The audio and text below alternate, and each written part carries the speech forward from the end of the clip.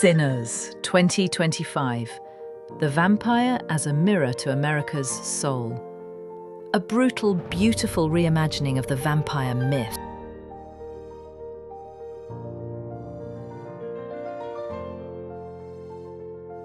Welcome back to CineScope. Today, we're exploring Sinners, 2025, a film that boldly reimagines the vampire genre by weaving together elements of horror, history, and music in a truly compelling fashion. Some monsters are born of myth. Others are born of history.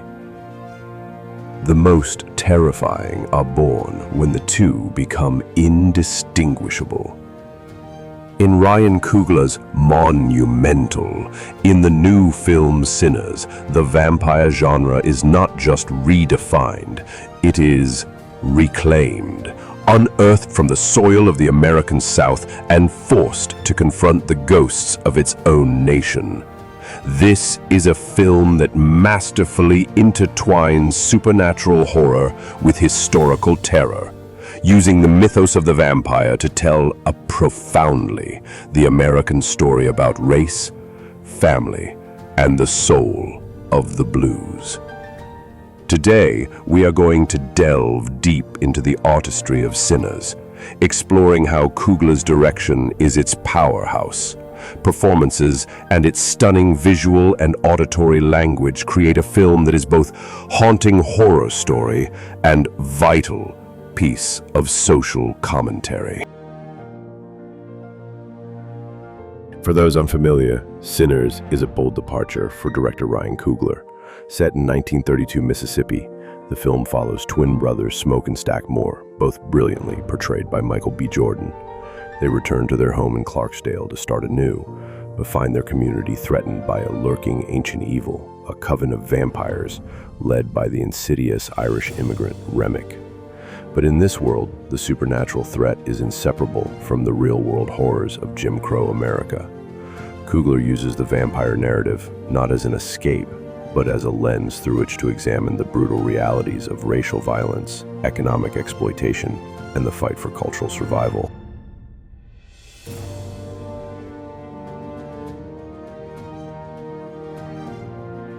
Part 1. The director's vision, intimate epics, and historical horror. Ryan Coogler's directorial signature is what we might call the intimate epic. Whether in Creed or Black Panther, he excels at grounding grand, mythic stories in deeply personal, human struggles. In Sinners, he applies this vision to supernatural horror with breathtaking results. His direction is both expansive and intimate. He captures the vast, beautiful, yet threatening landscapes of the Mississippi Delta, but his camera is always rooted in the emotional reality of his characters. As noted in your provided script, the film's historical context is not mere backdrop. It is integral to the horror. Coogler makes a radical, powerful choice. He refuses to allow the supernatural evil to overshadow the real-world evil. Look at this juxtaposition. The film constantly reminds us that for this community there are two monsters, the vampire that stalks the night, and the Klansman who terrorizes by day. The supernatural horror of the vampire becomes a powerful metaphor for the insidious, parasitic nature of systemic racism. The economic exploitation of sharecropping is not just a historical detail. It is a form of life-draining vampirism in itself. Coogler's layered storytelling weaves these themes together, arguing that you cannot understand one horror without understanding the other. They are two heads of the same beast.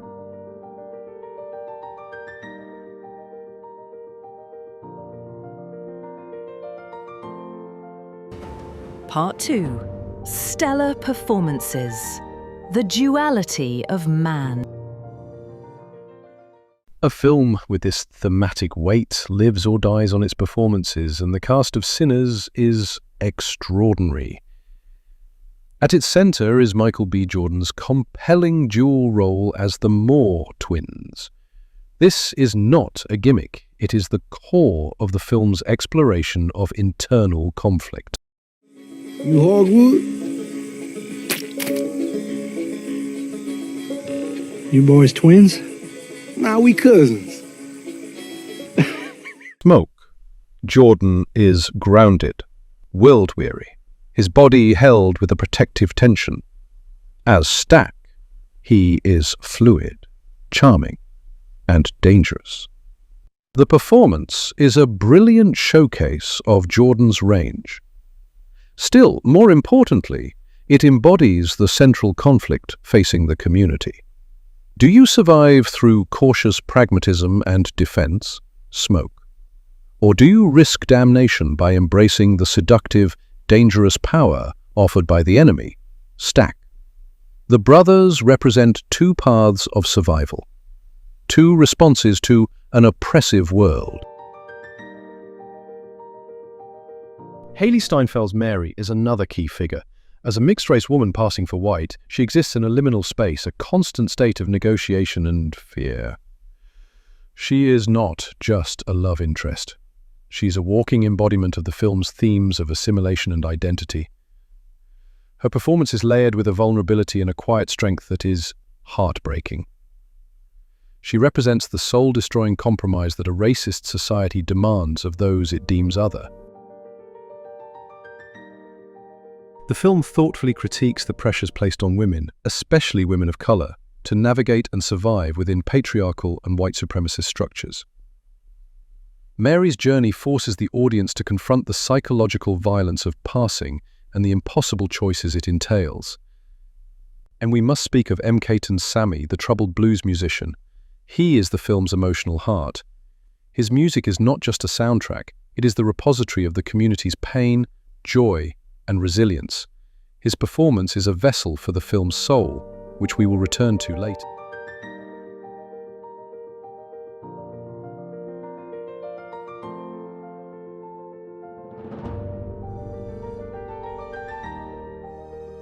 Part 3.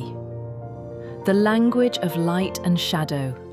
Cinematography by Durald Arkapaw. The film's visual language, crafted by the brilliant Durald Arkapaw, is a work of breathtaking atmospheric art. This is a film you could watch with the sound off and still understand its emotional and thematic core. The cinematography is both beautiful and haunting. The lighting design is exceptional. Arkapaw uses chiaroscuro, the stark contrast of light and dark, to evoke the oppressive heat and shadowy menace of 1930s Mississippi. But her use of color is what truly elevates the film. The juke joint, the community's sanctuary, is always bathed in these warm, golden, almost sacred tones. It is a pocket of life and warmth in a cold, hostile world.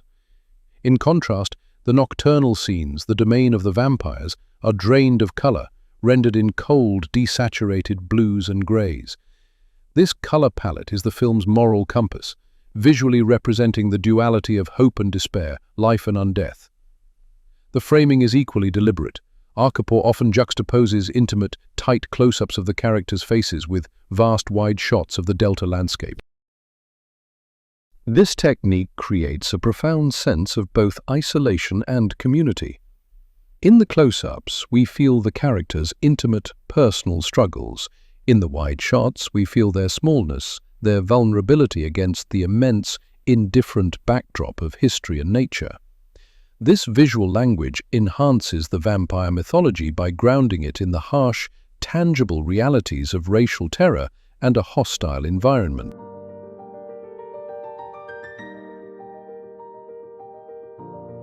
Part 4. The Soul of the Blues. Music and Sound Design. In Sinners, music is not background. It is the narrative.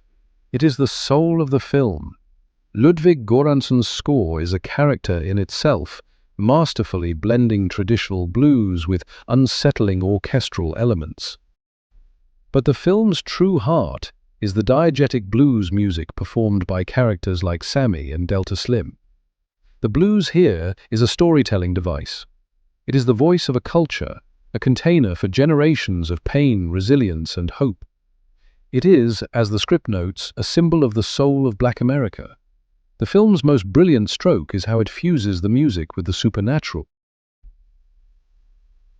In this moment, the blues becomes a form of magic. It is literally powerful enough to invoke spirits, to touch the supernatural world. The music is not a response to the events, it is the cause of them. This leads to the film's most powerful allegorical layer. The antagonist, Remick, is not just after blood. He is after the music. He seeks to manipulate Sammy, to harness his gift, to resurrect and empower the vampire community. This is a devastating and intelligent commentary on cultural appropriation. Remick, the white outsider, seeks to steal the authentic, soulful expression born of black suffering and use it for his own parasitic ends. The struggle for Sammy's music becomes a struggle for the ownership of a culture's soul. The sound design complements this perfectly, contrasting the vibrant, life-affirming sounds of the juke joint with the eerie, chilling silence that precedes a vampire attack. It is a world where sound means life and silence means death.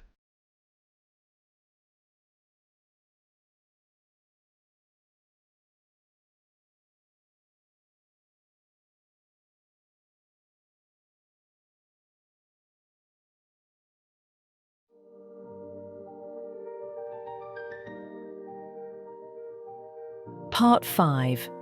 Mise-en-scène and Symbolism. The world of Sinners is rich in symbolism, with its mise-en-scène reflecting the socio-economic and spiritual realities of the Mississippi Delta during the Jim Crow era. The juke joint, a central location, is not just a bar, it is a sanctuary. It's adorned with relics of African-American culture, a living museum of resilience against the constant threat of erasure from the outside world. It is a space of joy, but one underscored by the ever-present threat of violence. The costuming subtly charts the character's arcs.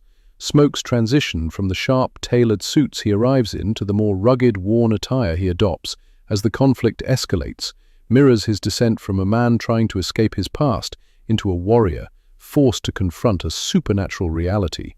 The production design captures this tension perfectly. Religious iconography is prevalent, with the stark, simple crosses of the local church set against the more ancient folkloric symbols of vampirism and hoodoo, highlighting a community caught between organized faith and ancestral traditions. And chillingly, the film grounds its horror in historical terror, with the depiction of the Klan's violent acts and the murder of black people, rendered with brutal, unflinching honesty.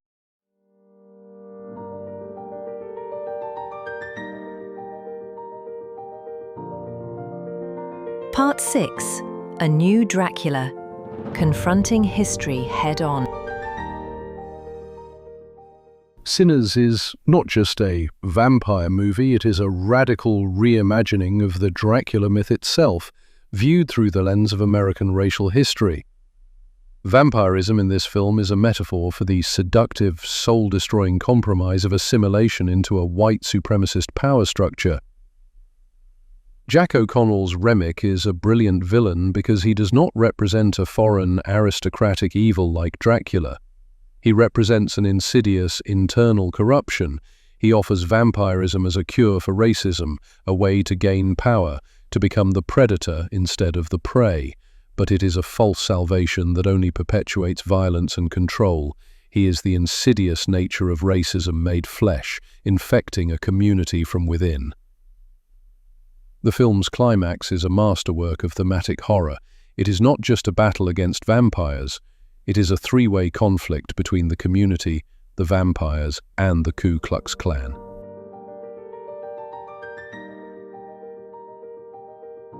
This juxtaposition is the film's ultimate statement. It powerfully underscores the dual nightmares faced by black communities. The film argues that these horrors are intertwined, that true liberation requires confronting both, not escaping one by making a deal with the other. The true horror, the film suggests, lies not in the supernatural but in humanity's capacity for hatred.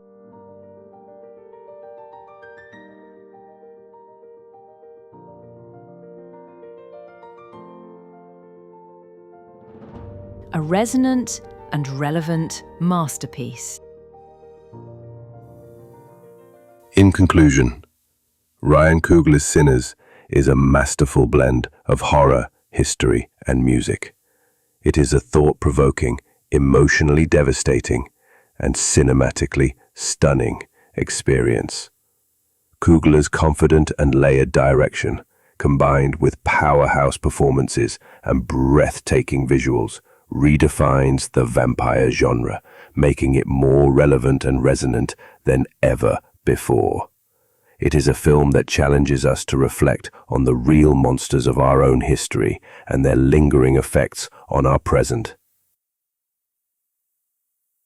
For those interested in films that push boundaries, that provoke discussion, and that use the power of genre to tell vital human stories, Sinners is an absolute must-watch.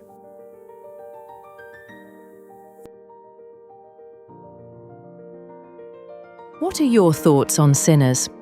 Did its reimagining of the vampire mythos resonate with you? Share your perspectives in the comments below, and don't forget to like, subscribe, and ring the bell for more in-depth film analyses. Until next time, keep exploring the depths of cinema.